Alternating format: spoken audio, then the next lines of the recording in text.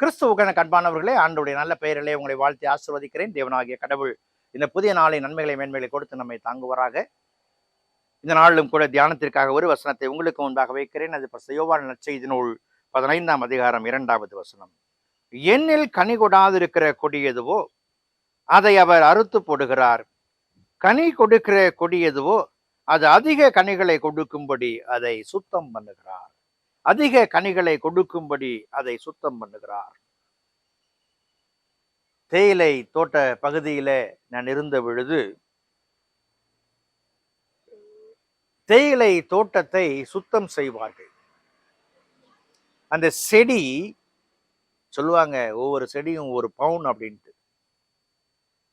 அந்த செடியை அவர்கள் ஒரு ஏற்ற காலம் வரும் பொழுது ஒரு குறிப்பிட்ட அளவிலே வைத்து அதை ப்ரூன் செய்வார்கள். சுத்தம் செய்தல். இந்த சுத்தம் செய்தல் எதற்கு என்று சொன்னால், அது மிகுந்த கனிகளை தருவதற்காக. எதை சுத்தம் செய்வார்கள் என்று சொன்னால், நல்ல விளைச்சலை தருகிறதை சுத்தம் செய்வார்கள். இங்கும் கூட பாருங்கள், கனி கொடுக்கிற கொடி எதுவோ அது அதிக கனிகளை கொடுக்கும்படிக்கு அதை சுத்தம் செய்கிறார். அன்புக்குரிய விசுவாசிகளே, இன்னைக்கு நீங்களும் நானும் இறைவனால் நாட்டப்பட்ட, இறைவனோடு இணைந்திருக்கிற திராட்சை கொடியாக நாம் இருப்போம் என்று சொன்னால், நான் கனி கொடுக்கவில்லை என்று சொன்னால் அவர் அறுத்தெறிந்து விடுவார். கனி கொடுக்கிறேன் என்று சொன்னால் அதிக கனிகளை கொடுக்கும்படிக்கு ஆண்டவர் சுத்தம் செய்கிறார் என்று சொல்லி பார்க்கிறோம். சில நேரங்களிலே அளவுக்கு அதிகமாய் வெட்டிவிட்டாலும் கேடுதான். ஆனால் என் ஆண்டவர் பராபரன் நட்டவர், இணைத்திருக்கிறவர், இணைப்பை விரும்புகிறவர், சரியான பதங்களிலே செய்கிற ஒருவராய் காணப்படுகிறார். இன்றைக்கு என் ஆண்டவர் என்னை சுத்தம் செய்ய வேண்டும் என்கிற ஆதங்கத்தோடு ஆர்வத்தோடு நம்முடைய சிந்தனை காணப்படும் பொழுது மேலான மேன்மையான காரியங்களை காண முடியும். எல்லா மக்களும் நல்லவர்கள் தான், எல்லா மக்களும் கனி கொடுக்க விரும்புகிறவர்கள் தான். ஆனால் யாரோடு இணைந்து கனி கொடுக்க விரும்புகிறோம் என்பது முக்கியமானது. ஒரு செல்வந்தர் தன்னுடைய தாயின் பிறந்த நாளை நினைவு கூர்ந்து அவருக்கு ஒரு வாழ்த்து செய்தி அனுப்பிவிட்டு, அம்மா, என்னால் நேரில் வர முடியவில்லை, தயவு செய்து பொறுத்து கொள்ளுங்கள், உங்களுக்காக நான் ஒரு பொக்கே பூங்கொத்து வாங்கி அனுப்புகிறேன் என்று சொல்லி அவரோடு தொலைபேசியிலே பேசினார்.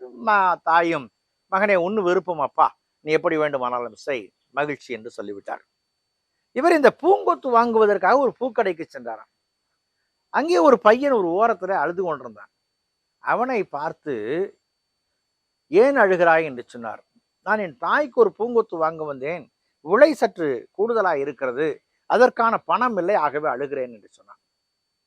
நீ வா, நான் உனக்கு வாங்கி தரேன்னு சொல்லி அவனுக்கு ஒரு பூங்கொத்தை வாங்கி கொடுத்து விட்டு, எங்கே உன் தாய், நான் உன்னை அழைத்து போகிறேன் அந்த இடத்திற்கு, உன் தாயை நானும் பார்க்கிறேன் என்று சொல்லி அவர் அழைத்து சென்றார். அவன் காரில் ஏறி அவரோடு போனான். ஒரு கல்லறை தோட்டம். என்னப்பா இங்கே வந்திருக்கிற, இங்கேதான் எங்க அம்மா இருக்கிறாங்க. உள்ள போனாங்க, பார்த்தா ஒரு கல்லறை. அது அந்த அவனுடைய தாயினுடைய பிறந்த நாளாம். தாயினுடைய பிறந்த நாள், மரித்து விட்டார்கள். அவன் பூங்கொத்து வைக்க வேண்டும் என்று ஆசைப்படுகிறான். மரித்த தாய்க்கு நேரிலே பூங்கொத்து வைக்க விரும்பின அவனை பார்த்த மாத்திரத்துல, உயிரோடு இருக்கிற தாய்க்கு நான் அனுப்பி விடுகிறேன் என்று சொன்ன வார்த்தை எவ்வளவு பெரிய தவறு என்று சொல்லி இந்த செல்வந்தர் நினைத்தார். கனி கொடுக்கிற என் வாழ்க்கையிலே ப்ரூனிங் அவசியம்,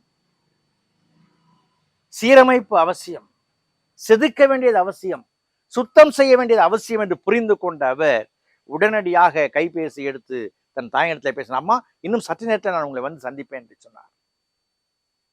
பாடங்களை கற்றுக்கொள்ளும் பொழுது அது தருகிற உத்வேகம். அன்புக்குரிய விசுவாசிகளை, என் தேவன் நம்மை கிளை நறுக்கும் பொழுது, சுத்தம் செய்யும் பொழுது, ஆண்டவரே என்னை இன்னும் பரிபூர்ணப்படுத்தும் என்று மன்றாடுவோம். வெற்றியான வாழ்க்கையை தேவன் தருவார். ஜெபம் செய்வோம். பரிசுத்தமும் கிருபையும் நிறைந்த ஆண்டவரே, இந்த நாளுக்காய் இந்த விலைக்காய் நன்றி செலுத்தும் கரங்களை ஒப்புக் கொடுக்கிறோம். உம்முடைய அன்பின் ஆளுகைக்குள்ளாய் எங்களை வைத்து உமக்கேற்ற கனிகளை தர நீர் எங்களை எடுத்து பயன்படுத்தும் சாமி. நீர் சுத்தம் செய்ய எங்களை ஒப்புக் கொடுக்கிறோம் சாமி. சுத்தம் செய்து காத்துக்கொள்ளும். இயேசுவில் ஜெபிக்கிறோம், ஜெபங்கள் பிதாவே, ஆமென்.